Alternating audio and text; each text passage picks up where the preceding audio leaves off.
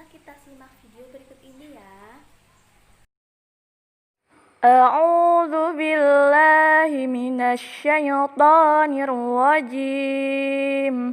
Bismillahirrahmanirrahim.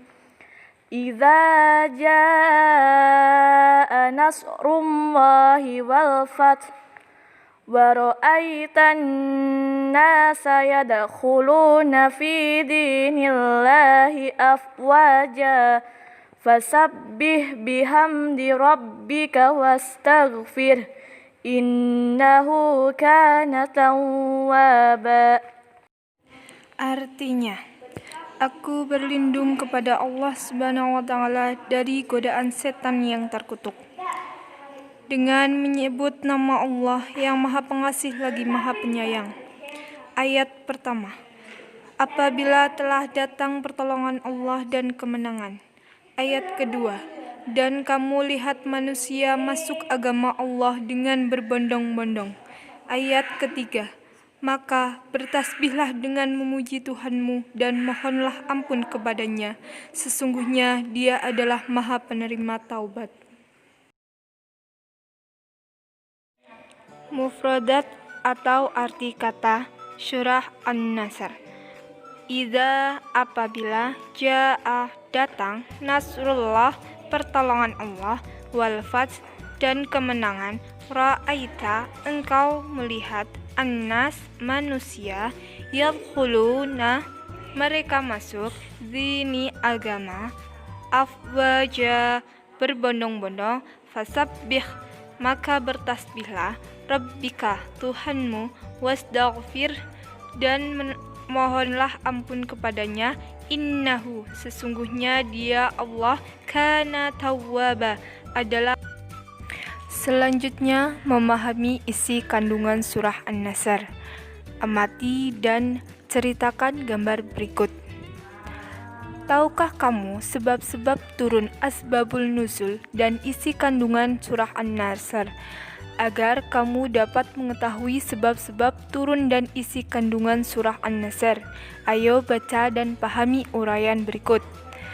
Surat An-Nasr tergolong surah Madaniyah sesudah hijrah, terdiri dari 3 ayat, merupakan surah ke-110, diturunkan setelah surah At-Taubah. An-Nasr artinya pertolongan. Nama An-Nasr diambil dari ayat pertama surah An-Nasr. Surah An-Nasr turun berkenaan dengan peristiwa Fathul Makkah atau pembebasan Makkah dari kaum kafir Quraisy. Kandungan surah An-Nasr dapat dijelaskan sebagai berikut.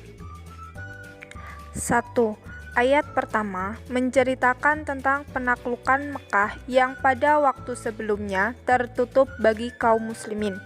Pada peristiwa Fathul Makkah, Nabi Muhammad SAW beserta umat Islam dengan pertolongan Allah Subhanahu wa Ta'ala berhasil menaklukkan kota Mekah.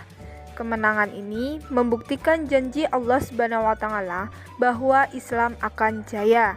Kata Nasrullah pada ayat pertama diartikan dengan pertolongan dari Allah, karena hakikat kemenangan adalah milik Allah Subhanahu wa Ta'ala semata.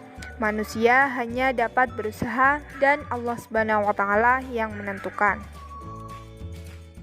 Ayat kedua menjelaskan bahwa setelah kemenangan umat Islam atas Mekah, manusia dari seluruh penjuru tanah Arab berbondong-bondong datang dan menyatakan masuk Islam dengan mengucapkan 2 kalimat syahadat. Pada ayat ketiga, Allah Subhanahu wa Ta'ala memerintahkan kepada Nabi Muhammad SAW untuk bertasbih dan memohon ampunan. Bertasbih artinya mengakui kebesaran dan kesucian Allah Subhanahu wa Ta'ala. Sedangkan istighfar adalah memohon ampun dan memperbaiki diri dari kesalahan.